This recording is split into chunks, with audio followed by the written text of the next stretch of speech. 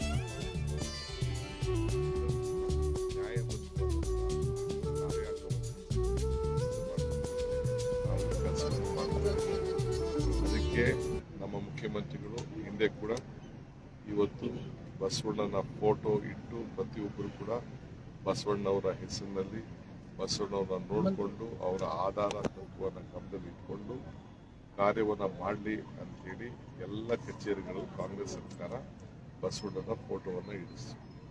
ಈಗ ಅವ್ರನ್ನ ಸಾಂಸ್ಕೃತಿಕ ನಾಯಕ ಅಂತೇಳಿ ನಾವು ಘೋಷಣೆಯನ್ನು ಮಾಡಿಕೊಂಡು ಬಂದಿದ್ದೇವೆ. ಸೋಚಾಗಿ ಬಂದಿದ್ದಾರೆ, ನಮ್ಮ ಮಂತ್ರಿಗಳು ಬಂದಿದ್ದಾರೆ, ನಾವೆಲ್ಲ ಸರ್ಕಾರದ ಸಲುವಾಗಿ ಮಹಾಜನತೆ ಬಸವಣ್ಣನ ಜಯಂತಿ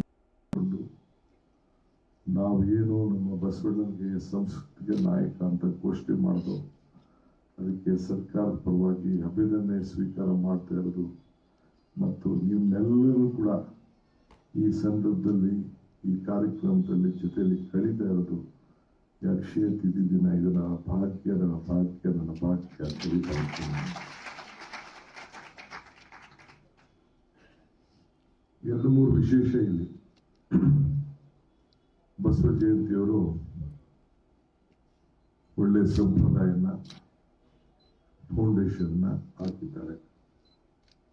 ಬಸವಣ್ಣವರ ಆಚಾರ ವಿಚಾರವನ್ನು ಪ್ರಚಾರ ಮಾಡೋದು ಅವರ ದೊಡ್ಡ ಕರ್ತವ್ಯ.